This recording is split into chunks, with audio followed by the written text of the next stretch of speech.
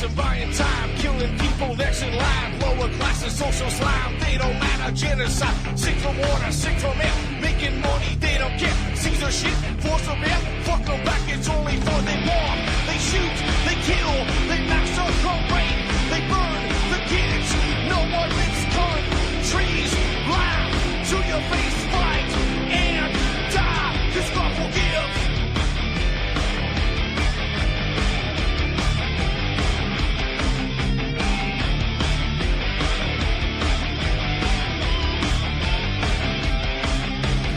Selling lies and buying time, killing people next in line. Lower classes, social slide, they don't matter. Genocide, sick from water, sick from air. Making money, they don't care. See their shit, force a bear. Fuck them back, that's only fair. They bomb, they shoot, they kill, they massacre, rape, they burn the kids. No one makes countries. Lie to your face, fight and die. Cause God forgives. Yeah. Coming back around again.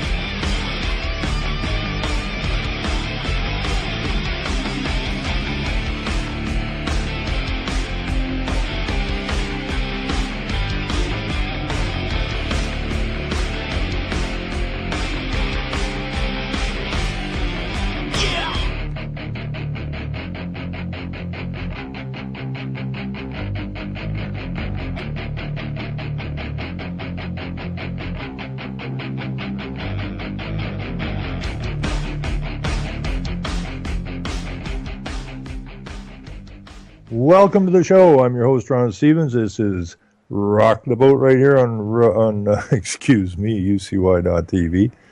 And it is September the 20th, 2016. Now, they're coming at us hard and they're coming at us quick. And this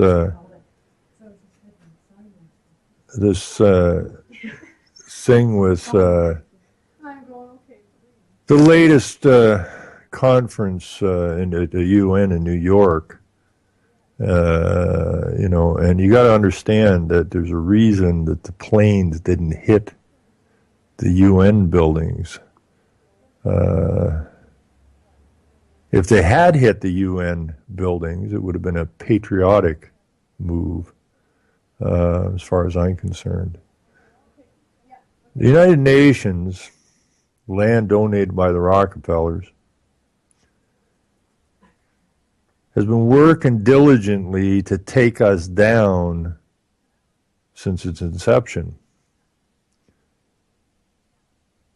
And I don't know how it is that the United Nations building has been allowed to operate in America for this long. The United Nations' job is the destruction of nation states, and there it sits and supposedly sits on the land, supposedly the beacon of freedom for the rest of the world. And there it sits with a revolver tied in a knot. And I don't know, what is it, the Second Amendment? That you have the right to bear arms, and here you have a United Nations building that wants to destroy nation states and build a world government that cannot exist as long as Christianity remains. And this was the whole point of our founding fathers, was to get away from the tyranny that was in Europe and to come and make a fresh start in the new lands. Unfortunately, the deceivers followed them and deceived the people. And we once again find ourselves ruled by despots, living in tyranny, or ruled by tyrannical governments. And the whole plan is being driven through the UN. And yet there it sits on American soil. My attitude to that building is vacate everybody out of it. Just get them out. Walk in there and arrest them, because there isn't a one man or woman that work in that United Nations building and is not guilty of treason. And take that big building or buildings and turn it into apartments for the men and women who went to fight in the false wars, who now come back to their homeland, the one they thought they had left to fight to protect, aren't getting proper medical treatment. Too many of them don't have decent housing. And there we have the UN headquarters, where these wars get stewed up at. And these people that work at the UN, I'm sure, all have nice homes and apartments. And they're the ones that are trying to take the nation down. And here you have the veterans who thought they were going to protect the nation being treated like dirt. And that has to stop. Make no mistake about it, people. We are at war. This is the Third World War. This is a spiritual, psychological war. And people better get with that program and understand that you are at war. And the enemy is inside the gates. And Cicero said it very good in 42 BC. That's quite a while ago. He warned us. Very plainly,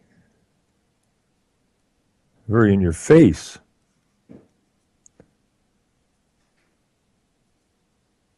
That the enemy is inside the gates. And we got to deal with that. Let the politics go.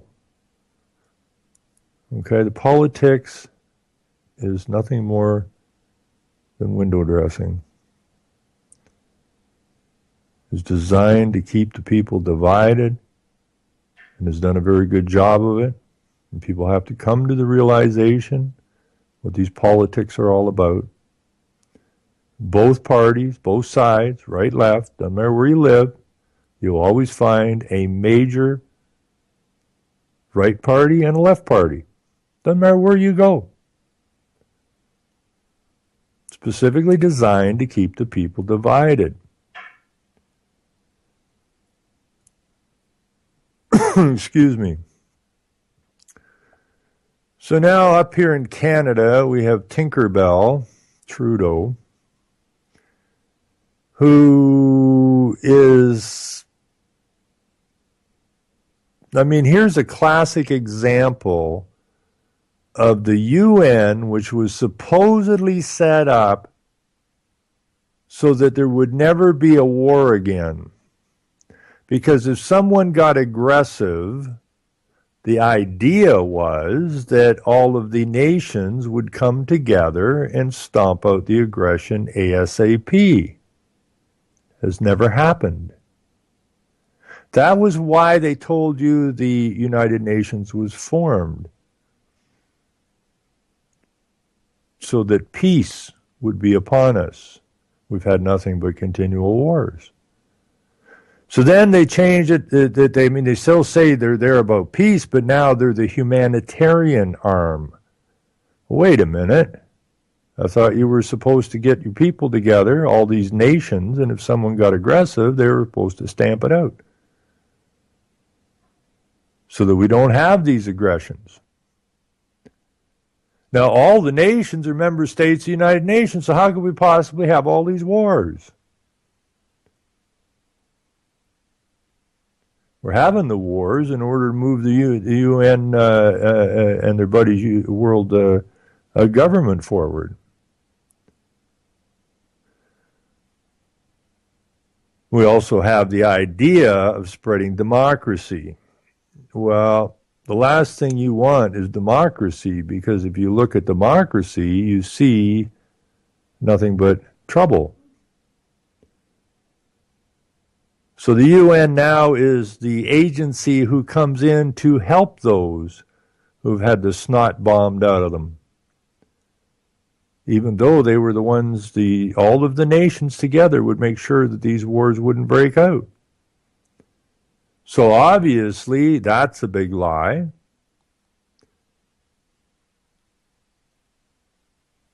So we need to get as far away from the United Nations as we possibly can. Now, while we signed on, we have the authority to sign off. And we better get signing off it as quick. Any country that has a leader who is not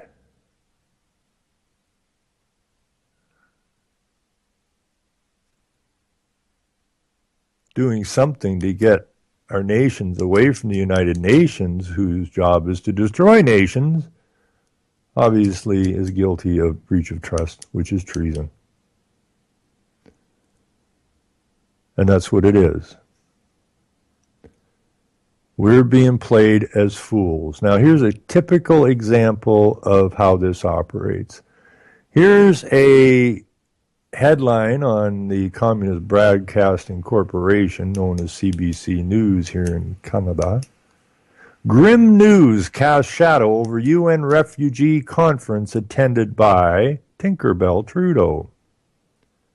It says here, word of renewed bombing in Syria comes as PM Trudeau announces more humanitarian aid. Well, obviously.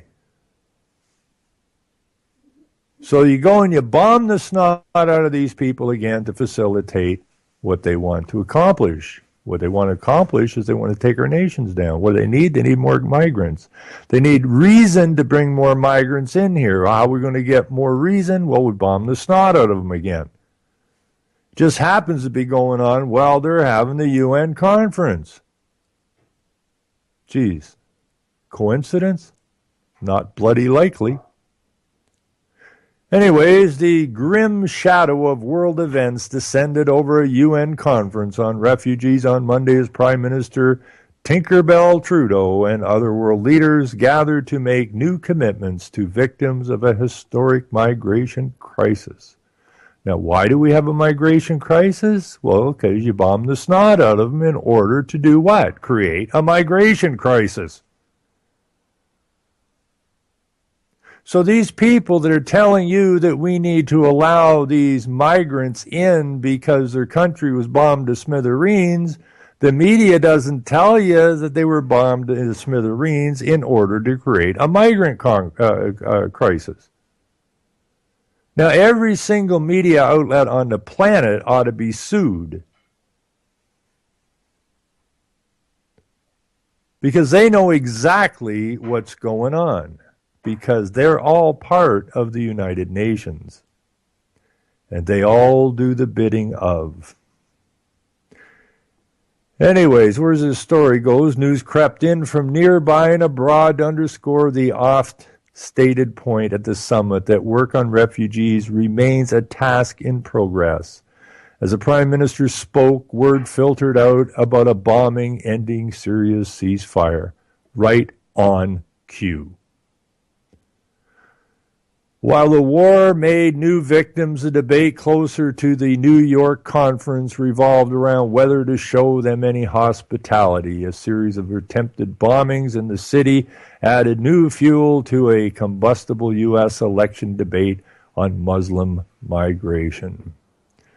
Tinkerbell Trudeau got applause from delegates to the United Nations conference when he mentioned Canada's acceptance of almost 31,000 refugees. A CNN anchor moderating another event quoted Tinkerbell Trudeau welcoming refugees at the airport. He didn't let the applause linger long. Now, Tinkerbell likes to do selfies. Tinkerbell likes to, he really likes pride parades. He can't get enough of that crap. Tinkerbell is a feminist. Tinkerbell claimed to fame as he was a snowboard instructor. But Tinkerbell's real claim to fame comes from his daddy, Pierre. Now, Pierre was a lawyer, which makes him a liar. Pierre was Jesuit trained. Pierre was extremely close to Morris Strong and the Rockefeller clan.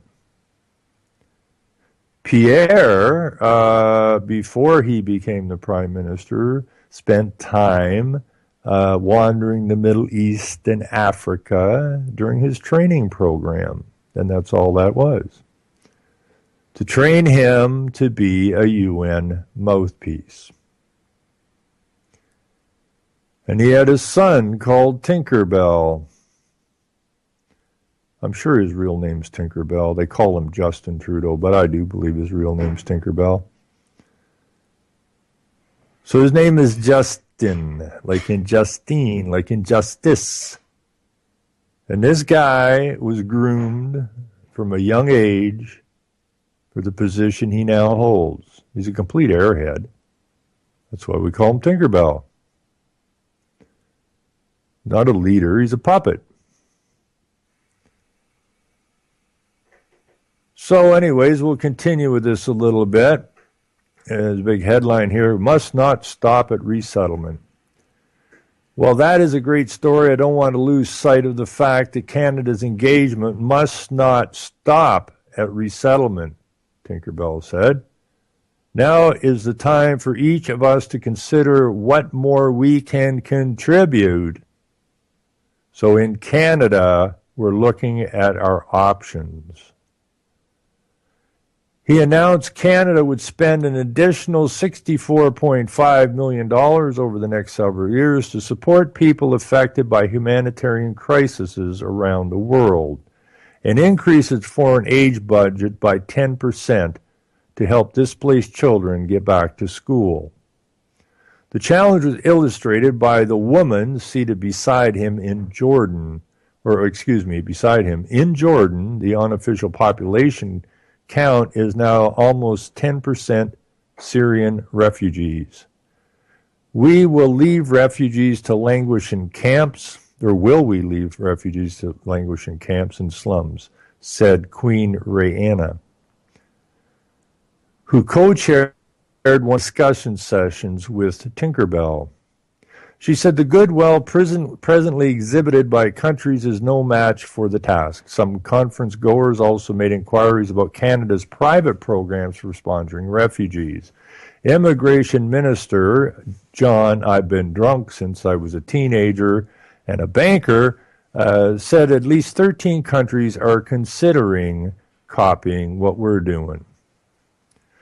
Continents away, the sound of explosions echoed the point of that Syria's 5-year civil war will produce more casualties. An NBC News crew reported hearing more than 100 thuds, bangs, and blasts around Aleppo. Estimated 400, which has become the focal point of a conflict that has killed an estimated, are you ready for this? That has killed an estimated 470,000 people and sent almost 5 million fleeing abroad. Well, wait a minute, hold the phone here. I thought the UN was set up to make sure that we lived in a peaceful world. Now, how do you go about killing 470,000 people without the other nations rolling in there and putting a stop to it? Could they be lying to us? Is it possible that the United Nations is not about peacekeeping? How, if all the nations are members of the United Nations, is it possible to even get a war off the ground? Maybe they are lying to us. No, we all know they are lying to us. So now we got 470,000 more people killed, 5 million refugees. Things been going on for, what did it say here, 5 years? And there's no peace. How is that possible? It's not possible unless it's planned. And it was planned. We need money. The UN's always looking for money. And they're looking to take down the West. So they need migrants. They don't need any migrants. They need migrants who are anti-Christian. They need migrants because Islam did not separate state and church. They are one and the same.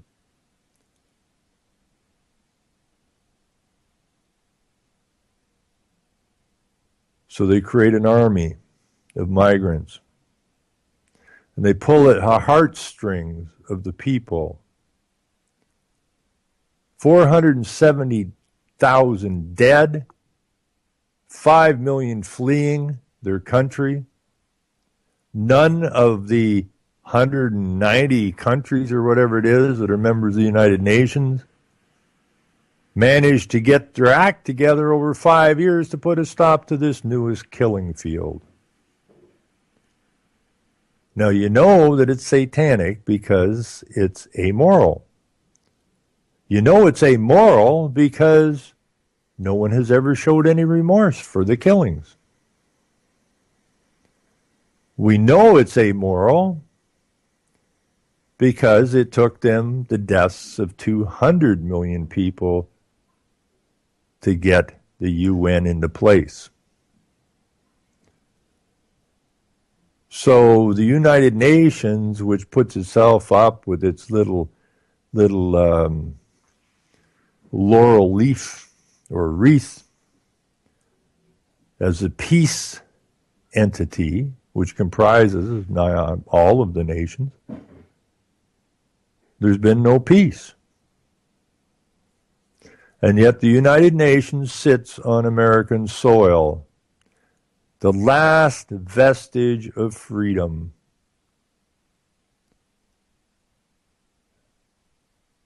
It's time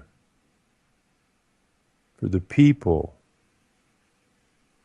And I'm not just talking about the American people. I'm talking to people of all nations to come to grips with the fraud that we know as the United Nations. These are the most evil people this planet has ever known. Now, you won't hear a reporter talking like that. You won't hear a government talking like that. But it's the truth. So let's see what else we got here. Where does this go? Another report. Other reports described an aid convoy being obliterated by missiles. Oh my God, we've got to get those people out of Syria. We've got to get them into some countries.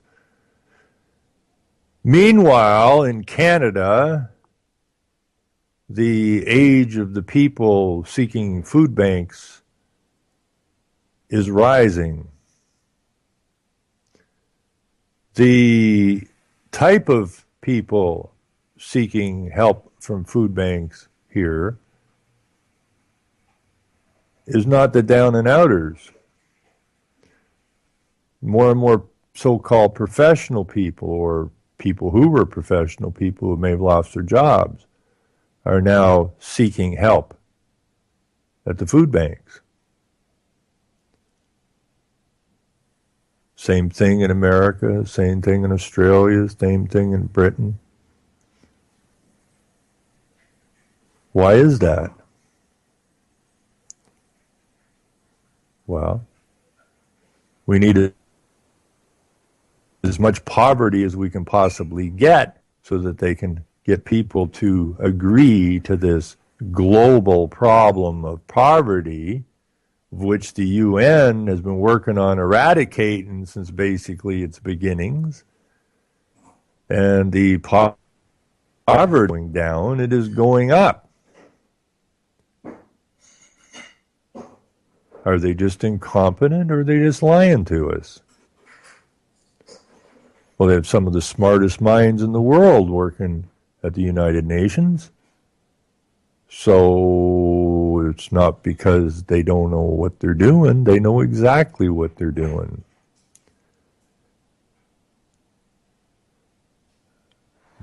One of the plans is to kill the middle class. And they're doing a damn good job of it. And people better learn to stand up.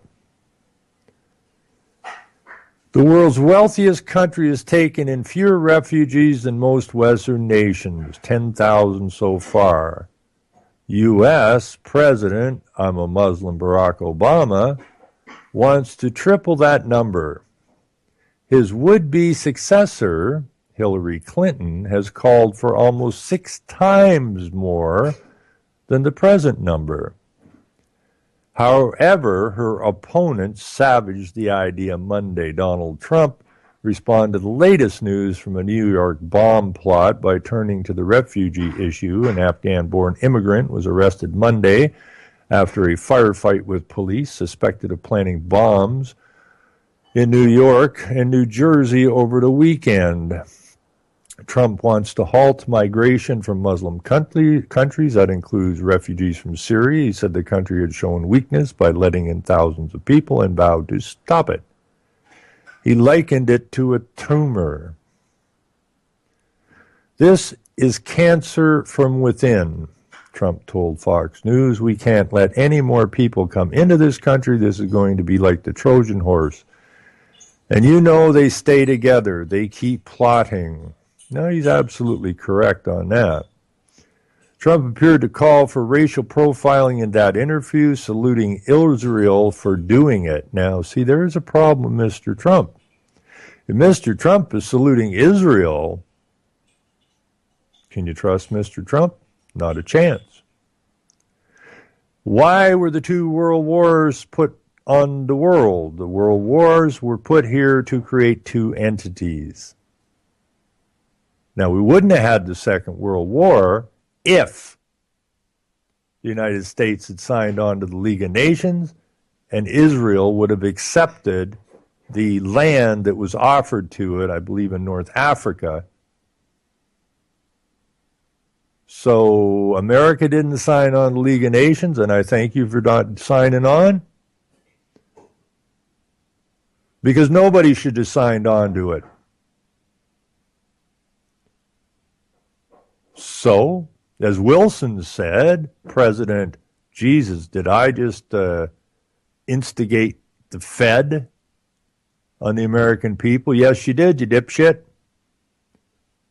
And didn't Wilson run around warning Americans that if they didn't sign on to the League of Nations that there would be shortly another world war, of which there was?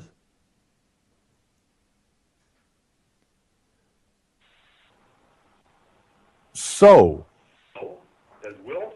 200 plus million dead in those 2 wars, and I don't know how many million since have been slaughtered in order to take down the West. And they're banging on the doors hard now. And we're going to have to put a stop to it. Christopher. Hey, my friend. How are you doing, buddy? Good. I just thought you should know that we're Right. fixing the immigration problem here in Kanakistan. We don't have a immigration problem. We have a treason problem. Well, they're apparently they're charging a new tax of 15% for foreign ownership of new homes. So that should fix the problem, shouldn't it? Say that again. They're going to charge a tax of 15%. Yeah, but that doesn't go On for refugees. New That's foreign ownership of, yeah, of the refugees. real estate. Yeah, foreign ownership. Now, what are Yep. what? I mean, you just think that through for a second. What are foreigners doing buying our land?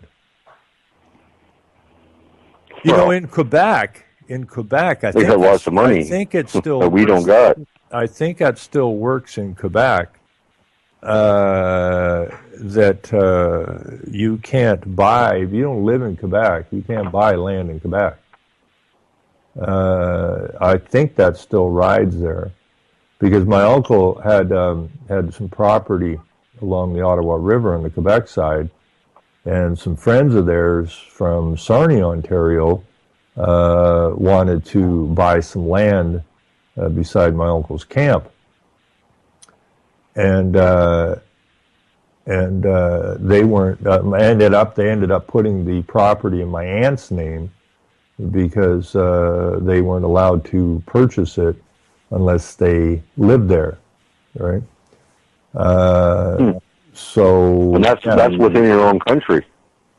well, yeah, but Quebec's So kind now, of how does that work then? When we've got the overinflated prices in Vancouver, which is why they allegedly are now imposing this 15% tax. Well, that's just to on foreign appease the ownership, public. but these people don't even live in our country. No, but they're still allowed to purchase the exactly. land. They don't even live here, right? They're just buying it up and driving the price up, so the people are pissed off. So then the government says, "Oh well, seeing as we instigated this thing and we knew exactly what we were doing." Don't forget, in Richmond, British Columbia, which is basically a suburb of Vancouver. I forget what year that was. I think John was still my co-host, so that's some years ago. They actually put a great big stainless steel bust of Stalin with a smaller Mao sitting on his head. As all these Chinese are buying up all the land and the apartments and everything in the Vancouver area. So now the people are pissed off. So what's the government do? Instead of putting a stop to this ownership, they say, "Well, we'll charge a 15% tax." Yeah. Well, okay, but the Chinese are still going to keep buying it. And does this help people get affordable housing? No. It gives the government a little bit of tax money, but it certainly doesn't stop the migration from China into the West Coast. So we need to, I'm gonna hork a big noogie or something on the next politician I see. Whack right in the forehead, right between the eyes, right? Whack. Let it dribble down his nose or her nose. No, this is beyond. Well, yeah, you've got to question it. I mean, the government is so greedy that they do know that the Chinese, they can afford that. Another 15%, drop in the bucket. I mean, the Chinese that are buying these properties obviously are coming from families with money, because all of our exports are coming from China. So Yep. China is obviously making a lot of money exporting our resources back to us. Yep. And so they, might as well buy up the property there too while we're at it. And then, 15%, okay. Doesn't matter. We'll get it back, because we own everything in Canada anyways. And all their resources. So, I don't really see where this is going to go good for us. I'm kind of with Trump, right? At this stage of the game, Stop that. we either need to build like the Great Wall of China, which was built not to keep people out or keep them in, but to keep others out. We need to pony up here, the Americans and the Canadians, and we need, whether it's an invisible wall or a real wall. I don't care. But we have got to put the brakes on what's going on here. These are our lands. They don't belong to the Chinese. They don't belong to the Islamic faction. These lands are the lands that our forefathers came to get away from the tyranny. And the tyranny now is much worse than it was when our forefathers left their homelands. I was actually talking to, was it you that told me that you need a permit to use a ladder now? No.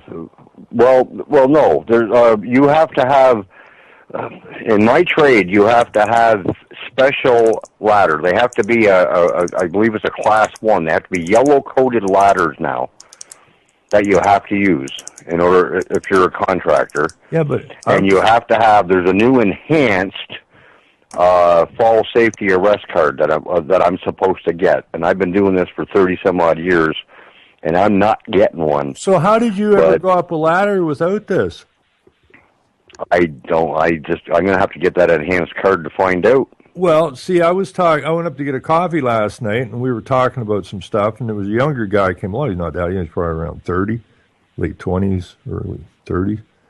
But I brought this thing up, and he started working for a roofing outfit, and he said that they had to take an 8-hour course on how to use a ladder, and I guess the fall arrest, and they have to be certified.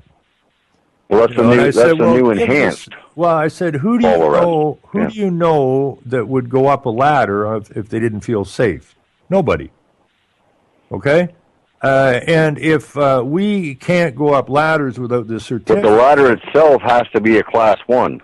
Well, if you're not allowed to use a regular ladder anymore, it has to be supercharged, made in China, super duper metal aluminum. Yeah, ladder. Yeah, super aluminum, eh? But what I told the kid was, if you give this a little bit of thought, who goes up a ladder they don't feel safe on? An idiot. That's the only way you could describe that guy. Nobody goes. I mean, we're in charge of our safety. Now, if we have to take a course on how to go up a ladder that we've been going up for 30 years, then it only stands to reason that everybody in construction, nothing would have ever got built. Because without that certificate, it only stands to reason everybody would have went up a ladder and fell off it and killed themselves. So without this permit, everybody would be dead and there would be no buildings. This is how ludicrous. That's why we need our government. So I said all these guys are doing is creating for jobs for people who don't work. Right? So they can come along and say, oh, this is how you go up a ladder. Now, there's no freaking way that I would ever attend that. Now, if some dickweed come to a job site and says, well, you don't have one of these ladders, and your point is what? What's your point? Well, you have to have one of these ladders. Why is that? Well, for your safety. And who's in charge of my safety again? I am.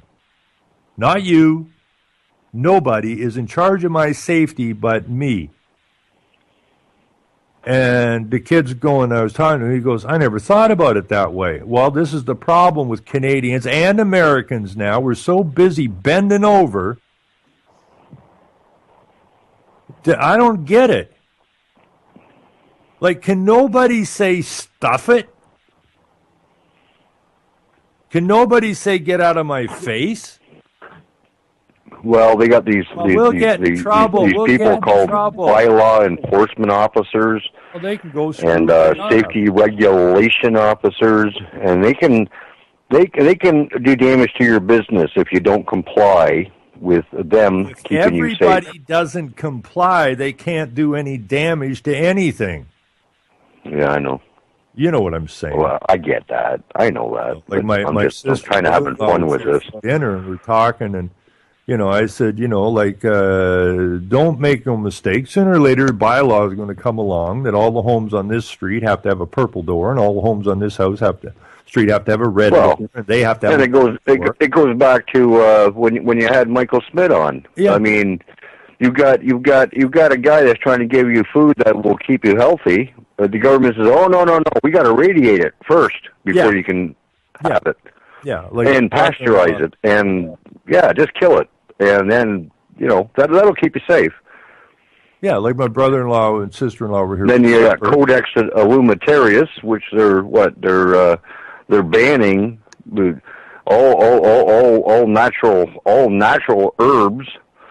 I think in Canada it's like 10,000 now they've banned in favor of pharmaceuticals. It's all to keep you safe, of course. Get this, my brother-in-law and sister-in-law were here for supper tonight, right? So we had a turkey.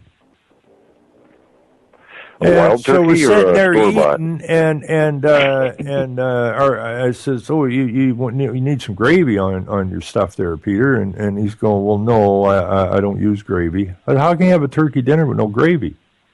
You can't. It's impossible. Well, he can because he's become gluten intolerant.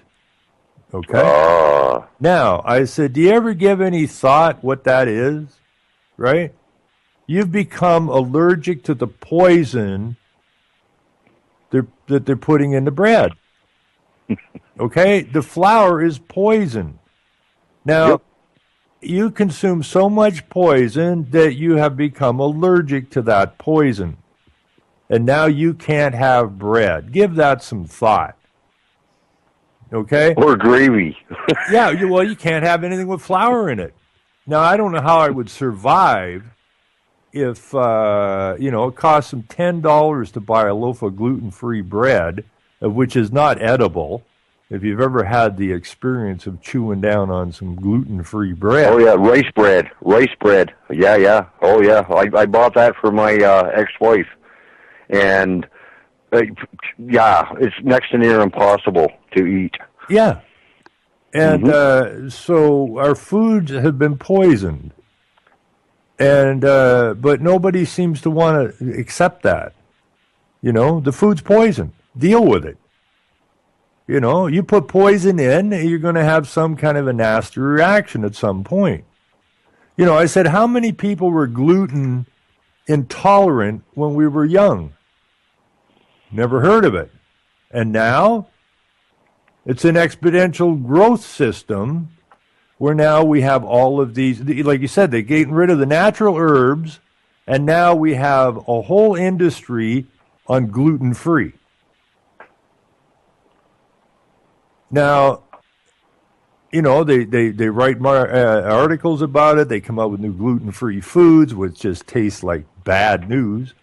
And nobody ever asked, why are we gluten intolerant? Simple. You've been poisoned. I never heard of that. I don't want to sound like an old person here. Well, you are. But I never heard of such a thing 20 years ago. No, ever. Right? So. And I only had one kid in my whole school that had what they would call somebody with Down syndrome. And he didn't necessarily have Down syndrome. He was just a little bit slower than the rest of us. Yeah, but we call him retarded. But you're not allowed to say that anymore. So no, but he may have been naturally Down syndromed, or he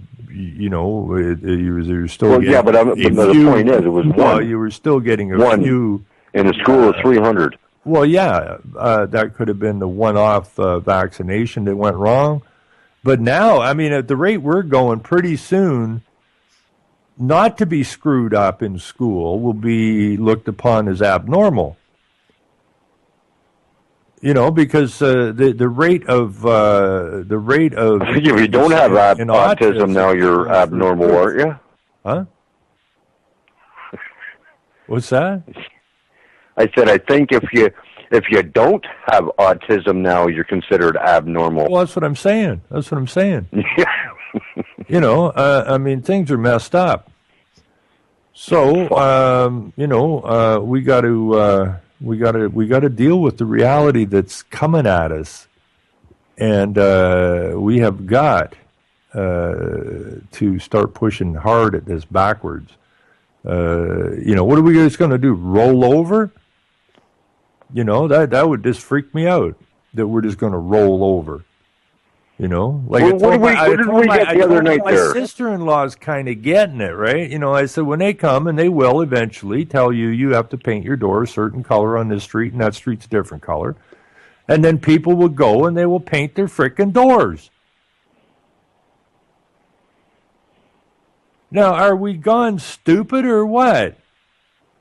Well, I already bought purple paint. Well, you'll start a trend. But what you want to do is some fun. You got some purple paint. You want to go to your local council, and you want to say that, you believe that the homes on the streets, all the front doors should be the same color. And I would like my street to have purple front doors, and have somebody else with you and said, and I agree. And on our street, we asked the people, and they came to a consensus that we on our street would like blue doors, and we would like the council to look into passing a bylaw to that effect, and have some fun with it, because probably the council's going, well, that's great because we're already working on it. This is how far gone this is. You'd probably, they allot you like 3 minutes to talk. They'd probably give you a full 5 if you were to discuss that. They'd probably extend you by 2 minutes. If you go as a delegation, then you get 5 minutes. Some places still give you 10. But this is what I'm saying. People need to go to the councils and come up with ludicrous stuff. And no, I know. That's what. Yeah, you got to get in their face. Thread I'm going on. You got to turn this into a circus. It is already. We don't need to turn it into one. Dangerous circus right now. Yes, yes, sir. I saw this Aga Khan got some kind of, where did I see that? I saw that over here in the Toronto News. Trudeau here denounces politics of fear. Justin Trudeau warned against politicians who exploit people's anxieties in his first speech to the United Nations General Assembly. The Prime Minister says leaders must choose diversity over division. Now, that's Tinkerbell speaking, because what is the diversity doing? It's dividing the people. But he wouldn't get that, right? He has no clue what's even coming out of his mouth. Now, here's another story that we better get looking at. UN to debate the apocalyptic scenario of drug-resistant illnesses, of which they're working on. And here's some good news. Desmond Tutu is hospitalized in South Africa with an infection. Well, you can't get off the planet too soon, my friend. And the Aga Khan wins Global Citizenship Prize at 6 degrees. Now, if you look into the Aga Khan, this guy has been around for frickin' ever. And look who we got here. We got Adrienne Clarkson beside him. And she's our little Chinese wench, who just happened to have been our Governor General. The Aga Khan, spiritual leader of Ismaili Muslims worldwide and renowned for his leadership of a global network of organizations working in education and development, will be presented with the first annual Adrienne, I'm a Treasonous Bitch Clarkson Prize for Global Citizenship on Wednesday in Toronto. Clarkson, Canada's former Governor General, said that when picking a recipient for a new award in her name, she was looking for an international figure who models the qualities of a good citizen and who makes lives of others better. In an interview with The Star, she highlighted the need to welcome newcomers from other countries, with the displacement and resettlement of millions now a pressing issue around the world. Basically, we have a situation in the world now where we are seeing movement, and we have to take the traits of good citizenship wherever we go. She noted that the Islami Muslims have their own experience of displacements. Many were expelled from East Africa in the early 70s. The Aga Khan has taught all people of Islamic belief that wherever you go, you become a citizen of that country. Not only do you belong to your own group, but you reach out to a new society in which you are found. That approach, Clarkson said, is the basis of Canadian citizenships and can serve as an example for people around the globe. She praised the particular work of the Aga Khan in the area of education, yada, yada, yada, yada, it goes on. The Aga Khan Museum, get this, the Aga Khan chairs the Aga Khan Development Network, a group of organizations that do a range of development work in more than 24 countries around the world, and it has a staff of more than 80,000 people. Okay, this is just another arm of the United Nations. The Aga Khan Museum opened in Toronto 2 years ago with a mission to promote an understanding and contributions made by Muslim societies and to encourage tolerance. Now, my understanding is this museum is tax exempt. You're paying property taxes, everybody's paying property taxes, but I believe the story I read was that particular museum, because of all the good work they did, is tax exempt, that they don't pay property taxes, or they had them lowered to the point where they really don't come to anything. The winner of the international award was chosen by Clarkson and the board of the Institute for Canadian Citizenship, of which she, of course, is a co-founder, of the charity presenting Toronto's 6 Degree Citizen Space Series, where this is the closing event. After he receives his award, a medal designated by Ottawa-based sculptor Anna Williams at the ceremony at the Royal Conservatory Hall on Wednesday evening, the Aga Khan will join Clarkson to discuss global issues in front of the crowd. Rufus Wainwright is slated to perform the event. And this will all be about a little huggy thing. How about how? Well, you should elaborate a little bit more on Adrienne Clarkson. She wasn't only a big, powerful person within our government. She was also a host on CBC News. Yeah. So she had the best of both worlds. Well, she was a plant, right? And most journalists, well, if you want to call them journalists, they seem to get prominent positions within the government after they serve their how many of these talking heads, newscasters, are in the Senate? You do your job, which is to lie to the people in the media, which is a prerequisite for getting into the Senate, because if you ain't a liar, you ain't going nowhere in politics, and if you ain't a liar, you don't want you in the Senate. I'm changing trades. I'm going to become a journalist. The hell with it. At least I know I'll have a pension, maybe.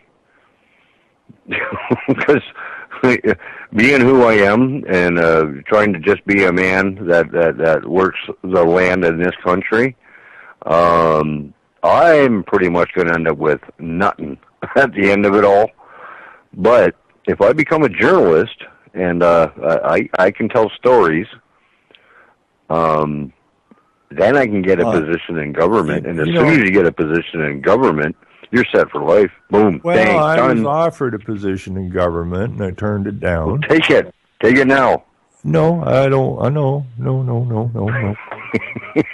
I was told I had a fantastic, is what he called it, future in politics, if I want it. And I still can't lie to people while I'm smiling at them and shaking their hands. And if I ever do get there, shoot me. Because that is exactly the opposite of my job. And this is not a well-paying job, by the way. What? What do you mean? No. Oh, you're flush with funds, aren't you? Right. Let's see. Let me think. Let me look up the definition of broke. Rolling in cash. Oh, I am flush. There you go. Yeah, I didn't realize how what broke meant. Yeah, you're flush. I can't believe it. No, I'm pretty well and have been ever since I got into this. It's been a downhill slide financially. But yeah, they don't seem to do you any favors when you're trying to speak truth. It seems to be you seem to get punished more for doing that. Well, yeah, and it takes real men like yourself to carry on doing it, knowing that it is definitely not going to make you rich. And I've got friends that like to listen to your show, but not interested in going there. Well, you know, like I love all because they like to get money, and the only way to do that is to lie and smile as you kill, and just like John Lennon wrote it. Yeah, exactly. Yep. But you know, over on Facebook, you know, my Jewish Facebook, my CIA Jewish Facebook. Well, that's your gig. You want to do it. It you know, it gets the word out a little bit. It does. But no, I use this as also a feeler, right? To see if people are starting to get anything now. And I got to thank the media, and I got to thank Trudeau, and I got to thank the UN, because this thing of him at the UN, when people are becoming poorer in this nation, and he doesn't say shit about anybody in this nation, it's just about migrants and that, the pissed off meter is really starting to go off the scale, and that's good news. That's really good news, because that forces people to take a serious look at what the hell is going on here.